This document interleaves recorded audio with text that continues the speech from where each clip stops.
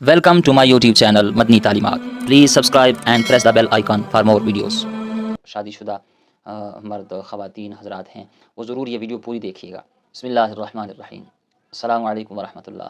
मुअज़्ज़ज़ सामीन किराम, नापाकी की हालत में ख़वातीन घर के काम काज कर सकती हैं या नहीं, उनके लिए घर के काम काज करना, खाना तैयार करना, बच्चे को दूध पिलाना, ये जायज़ है या नहीं. दूसरा सवाल कि गुस्ल में कितनी ताख़ीर कर सकते हैं. और तीसरा सवाल कि नापाकी की हालत में खाना पीना जायज़ है या नहीं. रात को बिस्तर पर लेट कर बग़ैर वज़ू के आयतुल कुर्सी या चार कुल या दुरूद शरीफ या दीगर औराद व वज़ाइफ या सोने की दुआ, ये अज़कार बग़ैर वज़ू के और फिर लेट कर ये पढ़ सकते हैं या नहीं, जायज़ है या नहीं. इन सवालात के जवाबात देने जा रहा हूँ. आपसे रिक्वेस्ट है ये वीडियो पूरी देखिए और बिलख़ुसूस जो शादीशुदा मर्द ख़वातीन हज़रात हैं वो ज़रूर ये वीडियो पूरी देखिएगा, क्योंकि कई मरतबा ऐसा होता है कि रात को मियाँ बीवी हम बिस्तरी करते हैं, किसी और वजह से भी गुस्ल फ़र्ज़ हो जाए तो वो सोए रहते हैं, असल मसले से वो वाकिफ़ नहीं है. फिर कई मरतबा ऐसे होता है बाज़ ख़वातीन वो नापाकी की हालत में घर के काम काज करती रहती हैं, असल मसले से वो नावाकिफ़ हैं. और तीसरा जो नापाकी की हालत में खाना पीना, तो इस बारे में शरीयत क्या कहती है इंशाअल्लाह मैं वाज़े करके बिल्कुल आसान करके इंशाअल्लाह आज की इस वीडियो में आपको बताने जा रहा हूँ. आप ये वीडियो पूरी देखिएगा, आपके लिए मालूमात का ख़जाना है.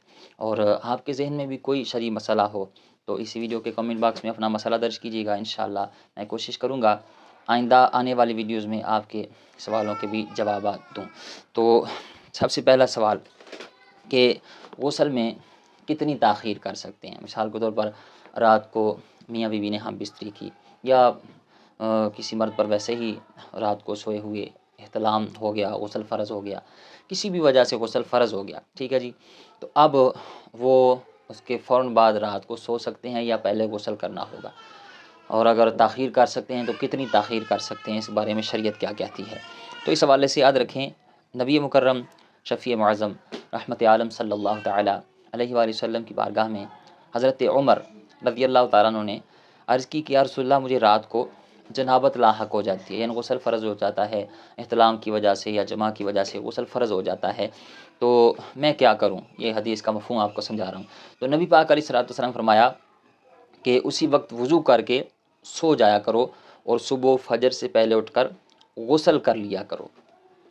तो एक और हदीस बाग में आपके सामने इस हवाले से बयान करता हूँ. हज़रत आयशा सिद्दीक़ा रज़ियल्लाहु तआला फरमाती हैं कि जनाबत के बाद जब नबी पाक अलैहिस्सलातु वस्सलाम गुस्ल ना करने का इरादा फरमाते तो हुज़ूर अलैहिस्सलातु वस्सलाम नमाज जैसा वज़ू करते और सुबह फजर से पहले उठकर गुस्ल कर लिया करते. अब किसी ने इसी तरह किया कि रात को मियाँ बीवी ने हम बिस्तरी की या किसी और वजह से गुस्ल फ़र्ज़ हुआ और वो उसके बाद सो गए और सुबह फजर की नमाज से पहले पहले उठकर उन्होंने गुस्ल किया, पाकी हासिल की और उसके बाद उन्होंने नमाज फ़जर अदा की. तो इस तरह करना बिल्कुल जायज़ है, लेकिन जब सोने लगे तो कम अज़ कम नमाज जैसा वज़ू वो कर लें, जिस तरह नमाज के लिए वज़ू करते हैं उस तरह वज़ू कर लें, ठीक है जी. तो इतनी ताख़ीर करना जायज़ है. इन अहादीस की रोशनी में अगर हम देखते हैं तो इतनी ताख़ीर करना जायज़ है कि नमाज का वक्त ख़त्म होने से पहले पहले तक हम वो गुस्ल में ताख़ीर कर सकते हैं, ठीक है जी. अगर नमाज ही क़ज़ा कर दी और नापाकी की हालत में रहे तो इसकी शरीयत मुतहरा इजाज़त नहीं देती. इस तरह आप गुनाहगार होंगे और उस नमाज का लौटाना भी आप पर वाजिब होगा, ठीक है जी. तो नमाज नहीं क़ज़ा करनी, नमाज क़ज़ा करने से पहले पहले आप पाकी हासिल कर लें, गुस्ल कर लें और नमाज अदा कर लें. तो इतनी ताख़ीर तो आप कर सकते हैं, ठीक है जी. इससे ज़्यादा ताख़ीर की इजाज़त नहीं है.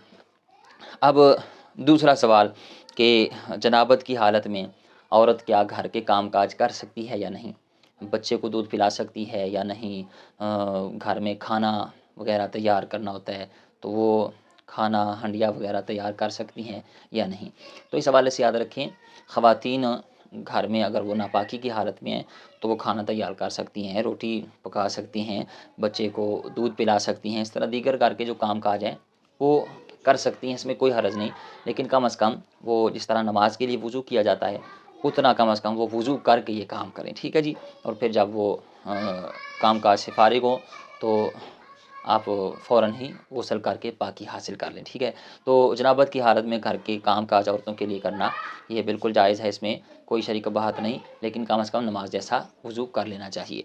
अब तीसरा सवाल کہ جنابت کی حالت میں، ناپاکی کی حالت میں خواتین ہو یا مرد ہو، ٹھیک ہے جی، یہ دونوں کے لیے ایک جیسا ہی مسئلہ ہے، تو مرد ہو یا عورت ہو، وہ ناپاکی کی حالت میں کھا پی سکتے ہیں یا نہیں، یعنی ان کے لیے ناپاکی کی حالت میں، جنابت کی حالت میں وہ کھانا پینا ان کے لیے جائز ہے یا نہیں۔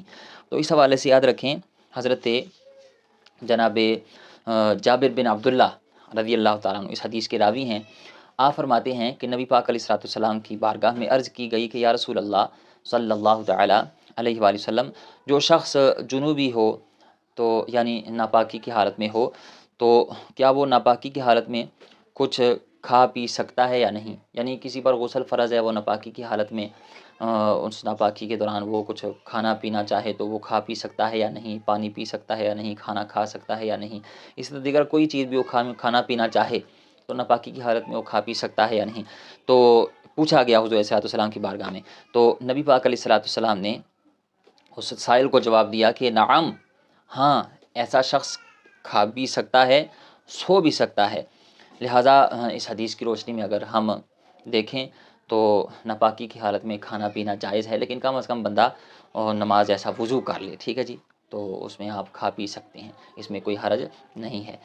رات کو بستر پر لیٹ کر بغیر وضو کے آیت الکرسی یا چارکل یا درود شریف یا دیگر اوراد و وظائف یا سونے کی دعا، یہ اذکار، قرآن پاک کی تلاوت، آیت الکرسی، درود شریف، یہ بغیر وضو کے اور پھر لیٹ کر یہ پڑھ سکتے ہیں یا نہیں، جائز ہے یا نہیں۔ تو اس والے سے یاد رکھیں، افضل اور بہتر یہ ہے کہ آپ اٹھ کر بیٹھ کر قبلہ رخ ہو کر آپ وہ تلاوت قرآن کریں یا درود شریف پڑھیں، استغفار کریں، لا الہ الا اللہ پڑھیں، چاروں کل پڑھیں، سورۃ الفلق، سورۃ الناس پڑھیں، دیگر اذکار کریں، ٹھیک ہے نا۔ افضل اور بہتر یہ ہے کہ اٹھ کر بیٹھ کر قبلہ رخ ہو کر پڑھیں، اور اگر کوئی لیٹے لیٹے یہ اذکار کرتا ہے، چاروں کل پڑھتا ہے، دیگر اذکار وغیرہ کرتا ہے، تو اس میں بھی کوئی حرج نہیں ہے، وہ کر سکتا ہے، یعنی قرآن پاک کی تلاوت وہ کر سکتا ہے، آیت الکرسی پڑھ سکتا ہے، دیگر اذکار وہ لیٹے لیٹے کر سکتا ہے، لیکن اس میں علماء کرام یہ فرماتے ہیں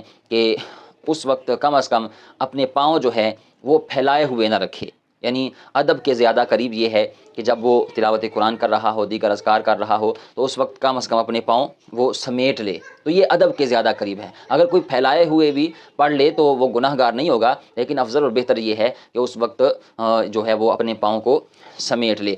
اب آئیے، یہ تو امید ہے آپ سمجھ چکے ہوں گے۔ دوسرا سوال کہ بغیر وضو کے یہ پڑھنا جائز ہے یا نہیں۔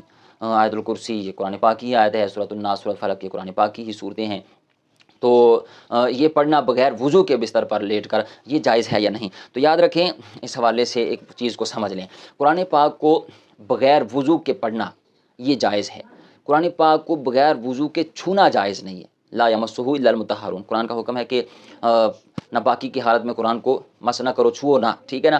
تو پڑھنا جائز ہے، یعنی آپ کو کوئی آیت الکرسی زبانی یاد ہے تو آپ پڑھیں، اس میں کوئی حرج نہیں ہے۔ آپ کو سورۃ الناس، سورۃ الفلق یہ یاد ہیں زبانی، آپ پڑھیں، آپ دیگر اوراد و وظائف کریں، لیکن افضل اور بہتر اس میں بھی یہی ہے کہ آپ باوضو ہو کر آپ پڑھیں، لیکن اگر کوئی بغیر وضو کے ان کو پڑھتا ہے تو اس میں کوئی حرج نہیں ہے۔ اللہ تعالی ہمیں عمل کرنے کی توفیق عطا فرمائے۔